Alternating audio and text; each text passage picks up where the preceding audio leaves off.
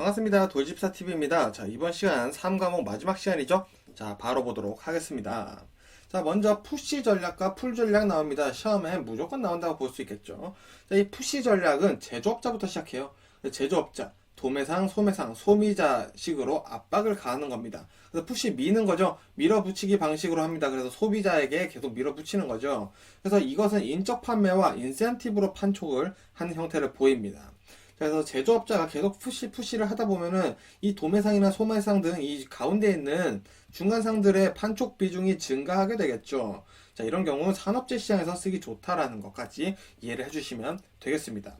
일단 풀 전략은 뭐냐? 당기는 거죠. 제조업자가 소비자한테 바로 판촉을 해버리는 겁니다. 그래서 광고나 이벤트, 콘테스트 등으로 판촉을 하는 현상이 있어요. 예를 들어서 우리 삼리모빵의 TV 광고로 우리가 보고 빵 사러 가야겠다고 우리가 소매점을 직접 찾아가죠.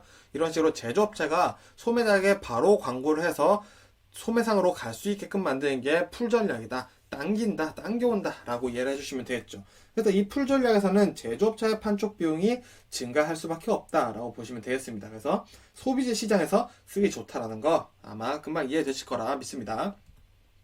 자, CRM이라는 거 굉장히 자주 나오고 정말 중요합니다. 이 뉘앙스 잡아주시는 게 그래서 정말 중요해요. 내용이 방대하기 때문에 다 외우는 건 불가능하지만, 자, 제가 말씀드린 내용만 알면은 뭐든지 대입해서 풀 수 있습니다. 자, 이 CRM이라는 거는 고객 관계 관리죠. 이제 커스터머 릴레이션십 매니지먼트죠. 자, 고객의 특성에 기초한 마케팅 활동을 계획, 지원, 평가하는 과정이다. 고객의 수요와 요구, 니즈를 파악하여 고객이 원하는 제품을 공급해 주는 거예요. 자, 이로 하여서 기업의 이익 극대화를 위한다지만 고객을 위하자. 왜? 고객을 위하는 것이 결국 기업의 극대화, 이익 극대화라는 것을 알아차려버린 것이죠. 그래서 고객 정보를 이용해서 고객 행동을 이해하고요. 고객이 원하는 혜택 파악을 알 수 있겠죠. 그러하여서 고객과 관계 구축을 목표하는 것이 기업의 이익을 극대화하는 것이다 라는 겁니다. 그래서 다이렉트 마케팅으로부터 데이터베이스 마케팅까지 이어져요. 그래서 세분화 마케팅, 틈새 마케팅, 그리고 개별화 마케팅, 1대1 마케팅, 관계 마케팅으로 포괄하면서 발전해 왔다라는 순서까지 같이 알아두시면 좋고요. 고객 가치 평가 척도는 지갑 점유율, 이제 수익, 고객의 지갑을 점유를 하는 거죠. 고객 활동 척도, RFM 분석, 그리고 고객 생애 가치 등 이렇게 이 네 가지가 평가 척도라는 거 같이 꼭 외워두시면 됩니다. 그래서 이 CRM이라는 것은 기존 사업의 수입 향상과 신규 사업 진출의 기대 효과라는 것도 같이 가지고 있다는 거. 결국 이 CRM이라는 것은 고객 만족을 이끌자. 고객 만족을 이끌려면은 첫 번째 타겟팅은 기존 고객들이겠죠. 자, 기존 고객들이 만족을 하면은 우리 자사 제품을 잘 사. 이렇게 얘기를 하는 거고요. 두 번째는 신규 고객입니다. 자, 신규 고객을 점포를 해서 우리 자사 제품을 계속 이용하게 하자라는 이 뉘앙스 두 개가 있고요. 기존 고객과 신규 고객 둘 중에서 그래도 더 중점을 하는 것은 기존 고객의 강화다. 충성도 강화다. 이런 것까지 이해를 해주시면 됩니다. 자, 그럼 CLV 볼게요. 자, 고객 생애 가치입니다. 아까 CRM에서 굉장히 중요한 녀석이었죠. 자, 이 고객 생애 가치라는 것은 한 고객이 어느 기업에 기여한 수익을 환산한 금액입니다. 지갑률과 지갑 점유율과 상당히 연관이 있다고 볼 수 있겠죠. 그래서 백화점보다는 인터넷 쇼핑몰 고객 평가 용이하겠죠. 왜? 인터넷 쇼핑몰에서 데이터가 더 쌓이기가 쉽겠죠. 체계화를 하기가 더 쉽다는 거죠. 그래서 고객 평가, 이 고객이 우리 물건을 얼마나 더 많이 샀는지 계산하는 게 백화점이나 오프라인보다는 온라인이 더 쉽다라는 거죠. 그래서 이 고객과 기업 간의 정량적 관계를 파악하는 거예요. 얼마나 샀냐라는 그 양에 대한 문제인 거기 때문에 충분히 수치화가 가능하다는 거죠. 그래서 고객 점유율보다는 고객 유치 비용을 줄이고 고객 유지 비용을 유지하는 전략이다. 즉, 이것도 마찬가지로 기존 고객에 대해서 우리가 더 충성도를 높이자 이런 느낌이 들어가 있다라는 거죠. 자, 이렇게 하면은 결국은 뭐다? 기업의 이익이 극대화된다라는 거죠. 그래서 고객 유지율과 비례 관계를 가지고 있다. 고객 유지율이 더 중요한 역할을 하고 있다라고 보시면 되겠습니다. 자, 그럼 RFM 분석은 뭐냐? RFM 분석도 CRM에서 굉장히 중요한 녀석이라고 말씀드렸죠.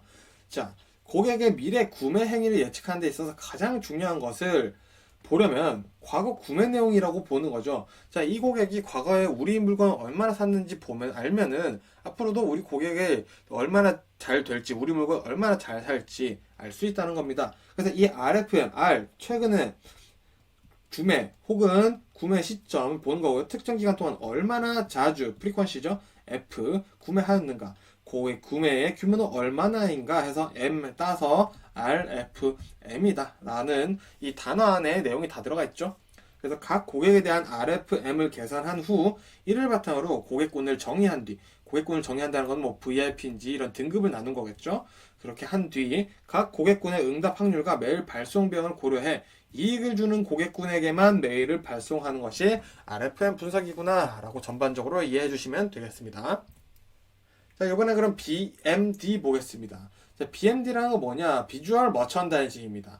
자, 비주얼 머천다이징이라는 거, 머천다이징은 우리가 물건을 팔기 위해 하는 모든 행동들이죠. 근데 비주얼, 눈으로 볼 수 있는 것들이 이제 등장하는 겁니다.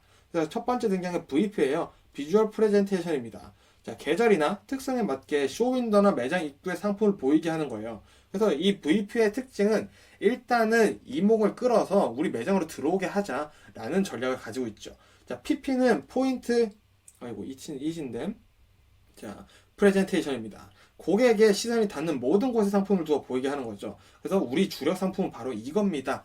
우리 주력 상품을 계속 노출시키는 거죠, 매장 안에서. 고객이, 이거 여기도 있네? 이거 아까 봤었는데? 이거 여기 또 있네? 살까? 이런 식으로 연결시켜 보겠다는 겁니다. 바로 IP죠. 아이템 프레젠테이션입니다. 상품을 이쁘고 보기 쉽게 진열해서 구매 욕구를 끄집어내는 거예요.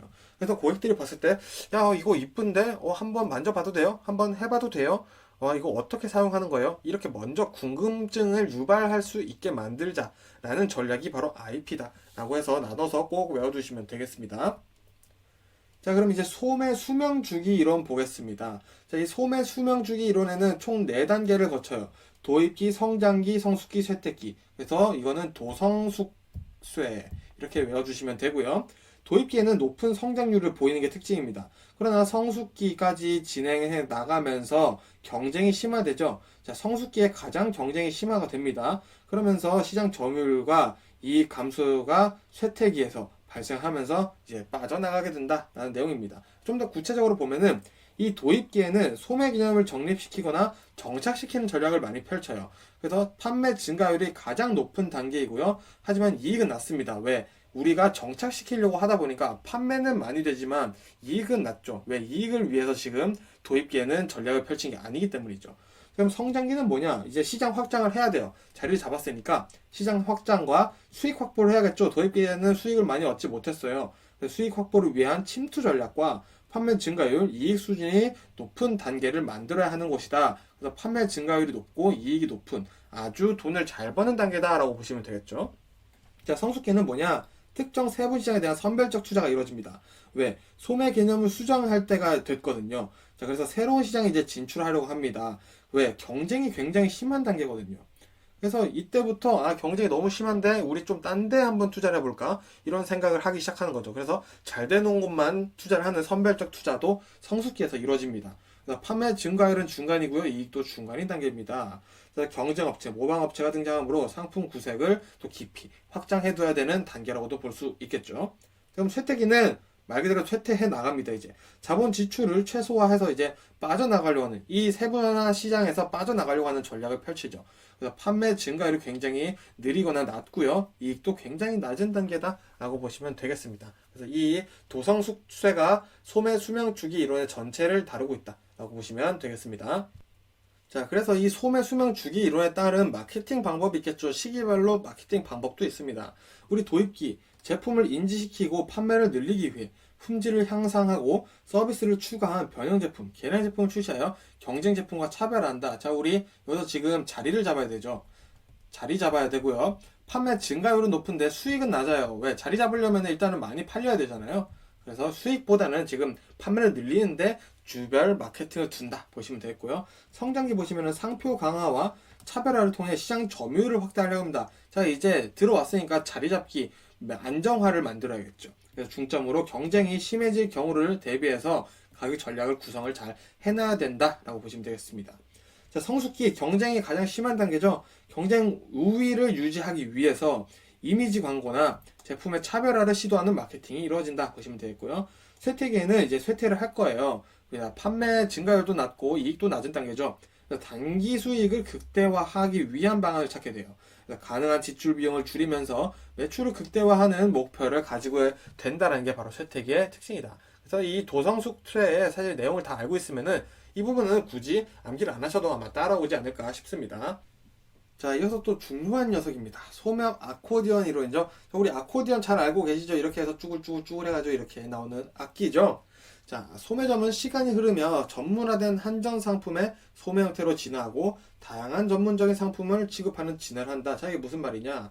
자, 확대 수축 확대의 순서를 겪는다로 정리를 해볼 수가 있는데요. 자, 제품 구색이 넓은 맨 처음에 종합점에서 제품 구성이 좋은 전문점으로 바뀌는 거예요. 시간이 흐르면서. 그래서 이 전문점이 다시 또 시간이 흐르다 보니까 전문화된 종합점으로 되풀이하는 거죠. 그래서 이 아코디언처럼 계속 이게 왔다 갔다 한다라고 보시면 되겠습니다. 그래서 늘었다 줄었다 하는 과정을 되풀이하는 이론이다 보시면 되겠어요. 그래서 외우실 때 확대 수축 확대로 외워주시고요. 종합점, 전문점, 그리고 종합점 이렇게 왔다 갔다 하는 것이다 라는 걸로 보시면 되겠습니다. 자, 변증법적 이론 보겠습니다. 이 변증법의 핵심은 정반합이에요. 자, 기존 점포의 경쟁력을 갖춘 새로운 점포가 등장하면서 기존 점포와 경쟁을 하기 시작한다. 그러면서 기존 점포와 새로운 점포가 서로 발전해 나가는 과정에서 절충된 새로운 형태의 모습을 보이게 된다라는 건데, 이거 쉽게 말씀드리면 이런 거예요. 자, 백화점이 생겼어요. 자, 그러면은 반대 특성을 가진 점포가 등장을 한다라는 겁니다. 그래서 이 백화점과 점포가 경쟁을 하기 시작해요. 이렇게 둘이 경쟁을 하면서, 야, 백화점에는 저게 부족하니까 우린 이거 해야지. 그리고 또 백화점에서는 쟤네는 저거 못하니까 우리는 이거를 더 도입을 하자. 이런 식으로 뭔가 서로 성장해 나가다 보니까 각각 절충되면서 서로 진화를 한 형태에서 나중에는 뭔가 형성된 팀이 된다. 서로의 경쟁으로 했지만 이 경쟁이 서로에게 좋은 발전을 꾀하게 해준다라는 거죠. 그래서 이 정반합의 과정을 가지고 있는 게 바로 변증법적 이론이다 라고 보시면 되겠습니다. 자, 그리고 소매합 수레바퀴 가설입니다. 이것도 상당히 중요해요. 자, 우리 바퀴가 이렇게 한쪽으로 빙글빙글 돌죠. 자, 진입 단계에서는 저가격과 저마진으로 시작했다가 진입 후 성장 단계에서 고가격, 고마진 전략을 펼쳐요. 그리고 쇠퇴기에 들어오면서 안전적 전략과 보수 전략을 선택하게 되면서 다시 저가격, 저마진으로 돌아온다라고 보시면 되겠는데요. 자, 이렇게 빙글빙글 반복되는 거예요. 자, 예를 들어서 말씀드리겠습니다. 자, 먼저 A 점포가 진입을 했어요. 자, B 점포만 있던 마을에 A 점포가 띡 하고 생겼어요.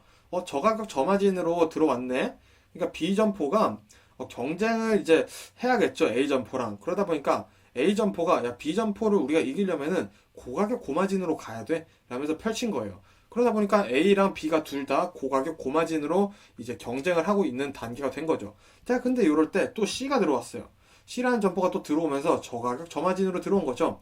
그래서 이 A, B를 보니까 얘네 고가격이네. 그럼 나도 고가격 고마진으로 해야겠다 하면서 또 경쟁을 시작하는 거죠. 자, 이런 식으로 D, E, F 이런 식으로 계속 반복되고 있죠. 지금 상황이. 그래서 요게 소매업 수레바퀴 가설이다 라고 보시면 되겠습니다. 이 상황이 계속 쳇바퀴 돌듯이 빙글빙글 돌아가면서 경쟁하고 저가격 했다가 고마진으로 갔다가 또 다시 저가격으로 누군가 도입을 하고 또 고가격으로 갔다가 또 누군가 말이 안 나오네요. 저가격으로 등장을 하고 이런 게 계속 반복되는 게 소매업 수레바퀴다. 그래서 바퀴처럼 빙글빙글 돈다라고 보시면 되겠습니다. 자, 그리고 끝으로 법규 살짝 보도록 하겠습니다. 시험에 제일 자주 나오는 법규가 지금 이건데요. 의무 휴무와 영업시간 관련 법규입니다. 자, 먼저 특별자치시장, 군수, 구청장은 건전한 유통질서 확립, 근로자의 건강 어쩌고저쩌고 항생 발전을 위하여 필요하다고 인정하는 경우 대형마트, 대규모 점포에 개설된 점포로서 대형마트의 요건을 갖춘 점포를 포함한다. 대형마트와 준대규모 점포에 대하여 영업시간을 제한을 명하거나 의무 휴업일을 지정하여 의무 휴업을 명할 수 있다라는 거. 대형마트와 준대규모 점포는 의무 휴무와 이제 의무 휴업일을 지정할 수가 있다는 거죠. 근데 누가 할 수 있는지도 굉장히 중요해요. 시장과 군수, 구청장, 구까지도 해당이 되는구나. 요거를 일단 하나 알아두시고요. 예외도 있습니다. 다만 연간 총 매출액 중 농수산물 유통 및 가격 안전에 관한 법률에 따라 농수산물의 매출액 비중이 55% 이상인 대규모 점포에서는 이 의무 휴업일과 의무 휴무를 지정하지 않을 수 있다라는 거, 요 내용 꼭 알아두시면 좋을 것 같습니다. 이 내용 상당히 빈출되는 내용이 말이 안 나오네요. 그렇더라고요. 자, 어쨌든 자, 3과목 내용은 이걸로 제가 마무리를 짓고요. 충분히 이 내용으로 가지고 우리가 60점을 넘을 수 있으니 걱정하실 필요가 없습니다. 그래서 이 내용 확실히 알려드리고 저는 또 4과목으로 인사드리도록 하겠습니다. 자, 오늘 말이 많이 꼬였는데 뭐 너그러이 또 잘 들어주실 거라 믿습니다. 감사합니다.